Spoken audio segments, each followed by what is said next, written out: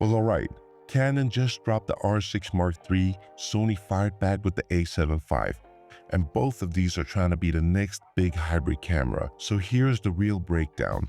So starting with sensors, the Canon R6 Mark III comes with a 32.5 megapixel full-frame sensor. It's not stacked, but it's a big jump in detail compared to the R6 II. Sony answers with the 33 megapixel and partially stacked design, which gives the A7V faster readout, less rolling shutter, and a bit more snappiness overall. Putting it in simple terms, Canon gives you the resolution bump, Sony gives you the speed bump. Okay, autofocus is where things get fun. Canon's updated Deep Learning AF finally feels on par with the flagship bodies. It locks in, it tracks well, and it holds even in low light. But what about Sony's A7V? That new AI-based recognition system is still the standard. Real-time tracking, real-time recognition, and it just feels like the camera is one step ahead of you. The Canon is fast, it's going to shoot up to 40 frames per second. Electronically, the Sony is smart. Up to 30 frames per second blackout free with the partially stacked sensor. When we're talking about stabilization and low light, it's a bit of a draw. Canon pushes up to 8.5 stops of IBIS with the right lenses, and the files hold up surprisingly well even as you climb the ISO ladder.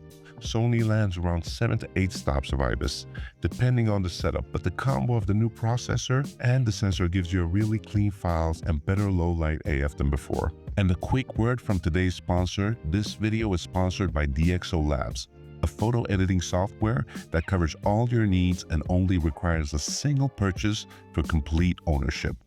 That means no subscriptions, no monthly payments. When you buy it, it's 100% yours. So let's talk about video. This is where the R6 Mark III has something to say. Canon gives you 7K open gate up to 60p in RAW, 4K 120, it's got a full-size HDMI, and Canon C-Log 2.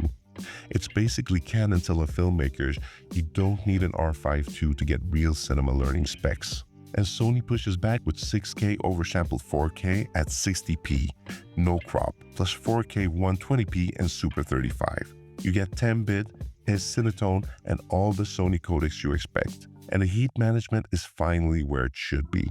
Canon's going to be the filmmaker's hybrid, Sony is the editor's hybrid. So let's talk body and usability. Canon sticks to what works. The grip is perfect. The buttons feel familiar, the menus are clean, and you get CF Express Type B plus SD, which is great if you're shooting high bitrate video.